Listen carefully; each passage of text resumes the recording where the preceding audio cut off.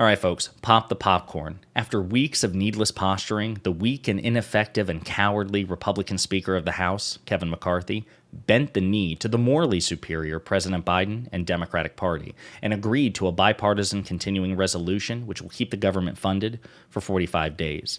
But in response, MAGA Republican Matt Gaetz has now vowed to remove McCarthy from power. And he may have allies not just from fellow MAGA Republicans, but also from progressive Democrats. And then, of course, there's a question of what does Donald Trump think about all this? But before we unpack all that, if you haven't yet, please hit that like, subscribe, and the alert bell. Maybe check out my Patreon. I'd appreciate the support. All right, folks, we've got several clips to play. Again, I recapped, we have kept the government funding thanks mostly to Democrats and President Biden, but in the 11th hour, Kevin McCarthy found some missing vertebrae, right? It's not a full spine, but a couple of spinal vertebrae, and he and a couple of vaguely sane Republicans managed to keep a stopgap measure which would allow the government to be funded for about a month. But in response, MAGA Republicans like Matt Gaetz are out for blood. We've got several clips to play. Let's start with Matt Gaetz. To vacate tomorrow? I do intend to file a motion to vacate against Speaker McCarthy this week. I think we need to rip off the Band-Aid. I think we need to move on with new leadership that can be trustworthy. Look, the one thing everybody has in common is that nobody trusts Kevin McCarthy. He lied to Biden. He lied to House conservatives. He had appropriators marking to a different number altogether. And the reason we were backed up against this shutdown politics is not a bug of the system, it's a feature. Kevin McCarthy's goal was to make multiple contradictory promises, to delay everything, back us up against shutdown politics, and at the end of the day, blow past the spending guardrails. Everything Matt Gaetz just said there was true, and I don't like Matt Gaetz. It's hard to tell which one I dislike more, Matt Gaetz or Kevin McCarthy, because I dislike them for different reasons.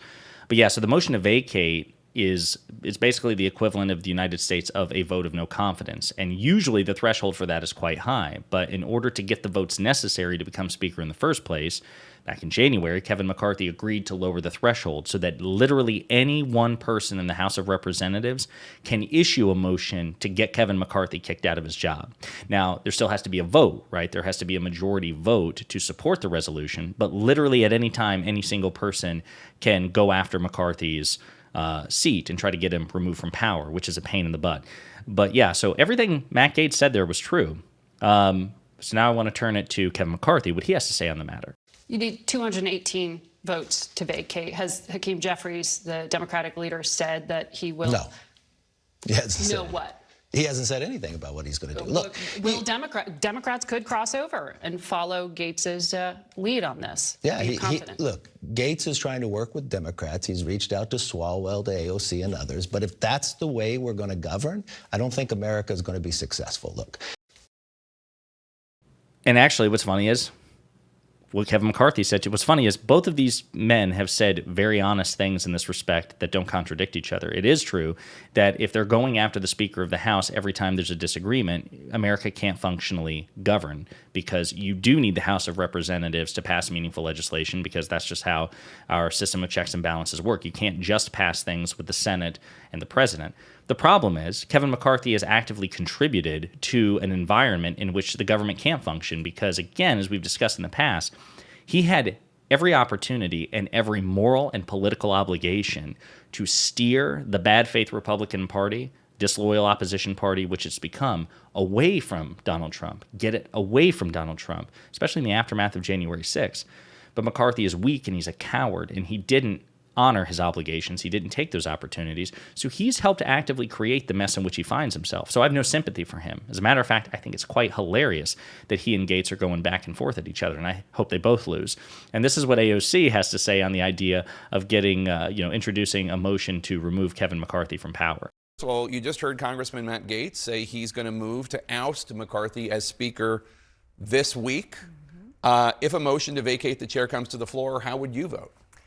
Well, my vote beginning this term for Speaker of the House was for Hakeem Jeffries, and I do not intend on voting for a Republican Speaker of the House, but I believe that it's up to the Republican conference to determine their own leadership and deal with their own problems. But it's not up to Democrats to save Republicans from themselves, especially. So do you think that there will be any Democrats that might vote to save McCarthy? I mean, I certainly don't think that we would expect to see that unless there's a real conversation between the Republican and Democratic caucuses and Republican and Democratic leadership about what that would mean. But I don't think we give up votes for free.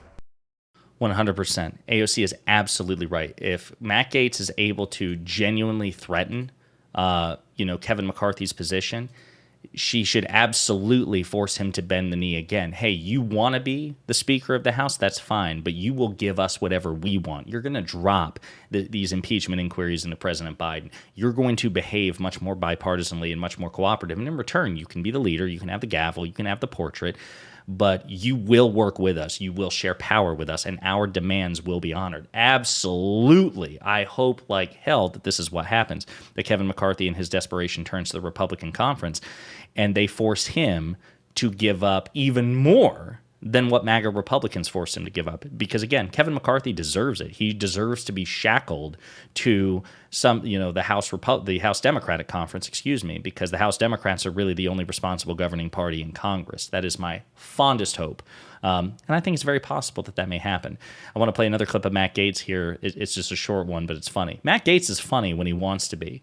They reference Hakeem Jeffries, who is the Democratic leader in the House of Representatives, the minority leader. And this is what Jonathan Karl has to say. And I want you to hear Matt Gaetz's response. All right, I want you to listen to what Hakeem Jeffries said after the... Kevin's new boss. Let's hear from him. So the idea being that, he's putting it out there that actually Hakeem Jeffries is the one calling the shots because Kevin McCarthy again bent the knee, and rightly so, to a continuing resolution to keep the government funded.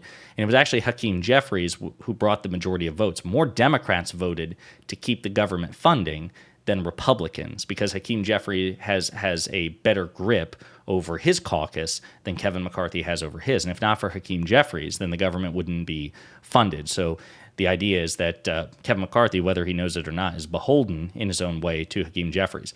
And now I want to bring another clip in, which is Donald Trump, because here's the best part. Matt Gaetz and Kevin McCarthy, who both suck in two different ways, they're two different flavors of awful, okay? Their awfulness is motivated in large part because they want the patronage of this man right here, Donald Trump. They want his favor. They want his patronage because they recognize that he, even though he's out of power, he is the uncontested leader of the Republican Party. They recognize the GOP as an authoritarian cult of personality, and Donald Trump is their God emperor.